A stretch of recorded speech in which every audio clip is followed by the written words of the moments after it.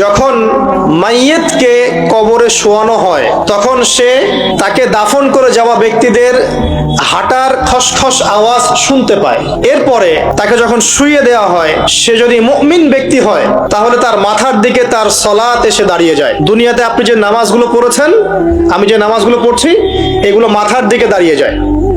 ডান দিকে চলে আসে তার সওম, সওম মানে কি? রোজা। বাম দিকে চলে আসে যাকাত, যাকাত মানে কি? বাম দিকে মাইয়াতের থাকবে কি ভাই? যাকাত। তারপরে পায়ের দিকে চলে আসবে তার আত্মীয়তার সম্পর্ক রক্ষার ইবাদত, তার এই যে অন্যান্য দান সদকা, তার নফল আমল, তার তাসবিহ তাহলিল, তার কোরআন তেলাওয়াত ইত্যাদি পায়ের দিকে চলে আসবে। এখানে একটা হাদিস এসেছে, সূরাতুল মুলক যে ব্যক্তি রাতের বেলা তেলাওয়াত করবে, কোন সূরা ভাই? তাবারাকাল্লাযী বিয়াদিহিল মুলক ওয়া হুয়া আলা কুল্লি শাইইন কাদির।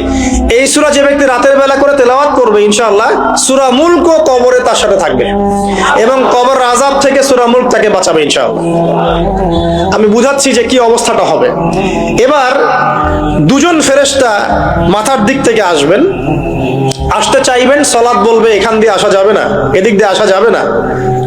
ডান দিক দিয়ে আসতে চাইবেন, এদিক দিয়ে আসা যাবে না। বাম দিক দিয়ে আসতে চাইবেন, যাকাত বলবে এদিক দিয়ে আসা যাবে না। পায়ের দিক দিয়ে আসতে চাইবেন, আমলগুলো বলবে এদিক দিয়ে আসা যাবে না।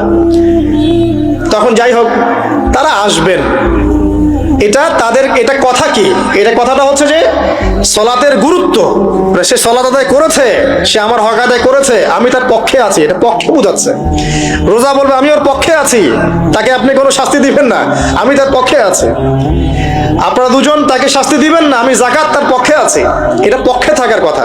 তারপরেও তারা আসবেন, চোখগুলো হবে নীল এবং কালো বড়, নীলাপ চোখের, কালো। মুনকার